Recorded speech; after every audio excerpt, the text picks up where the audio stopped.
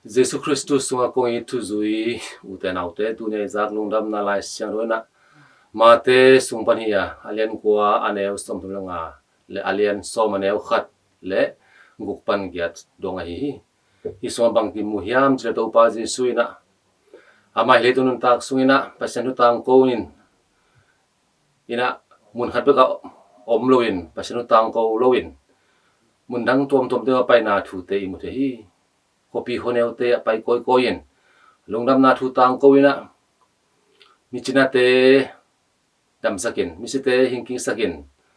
doi veite doi bolsat te mite dam na peki hi china imute hi toi tak chiang na to pa ji sunamion pite mu le lo tak chiang ina mion pite pen achingom lo tu hon te ki bang sai na lung khamin om na te mu tak chiang he pu ai sa in to pa sun bang gen hiam chilen ung ji pite kianga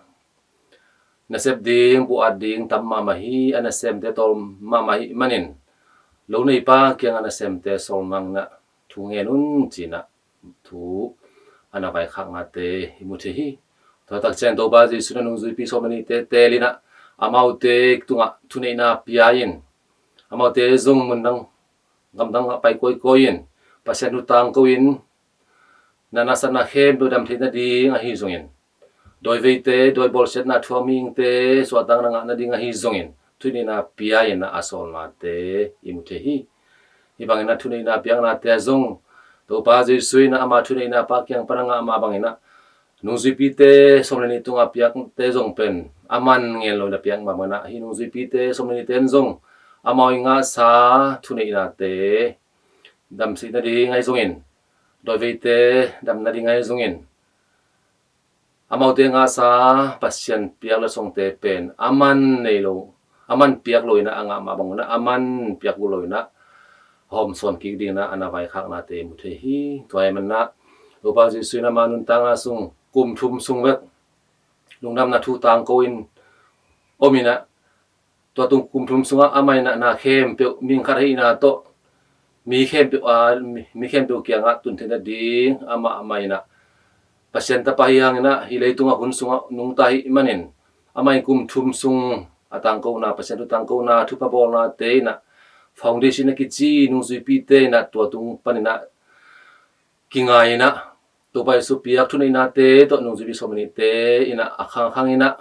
nung zui pi te to ki zo me hi kat le pol pi tung to ni na nung dam na thu tang ko ina nanasan na te dam thin na ding hai zongin doi bolsen na te panena swatak te na ding hi zungin thunei na a hi siampi swana zana piang na te imuthe hi toy manina ei christian ta na so zong to pa ji suina mion pi te aching omlo tuhon pi te ma bangina lung khamin om amu tak chan happy oi sa hi achi ma bangin tu nei christian tu zui ten zong pasan thun upnai lo te ai zongin azangina lo te zongin kim pa ma om mi te to zoi te na hebangin pasien thule la lama etena amaute ading na het oi sain amaute rin thunga sak di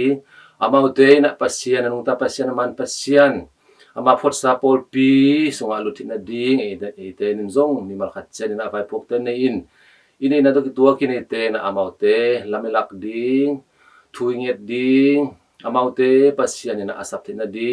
pasien na malung tang te tel sakin hon sakin athu man tu tang pasien polpi te uthi na ding na ai thunga ding jong tu ni to pa ni te hong the sakhi puat ding tam ama hi asem bol ding to mai manin lo nei pa hi pa pasien ka thunge nun china te tu nei te nei the hi toy man na ei christian tu zui te ina tu zui so tak chiangin tu som na sacrament tu sakina tu som na sacrament tu san tak takin chiangin zong ei te na tu som na sacrament tua ete na khowak te hi pasien tanu ta pa khowak ta te na te la nai na khomi wak te ki toy saka ete christianun tang nai na mi te maya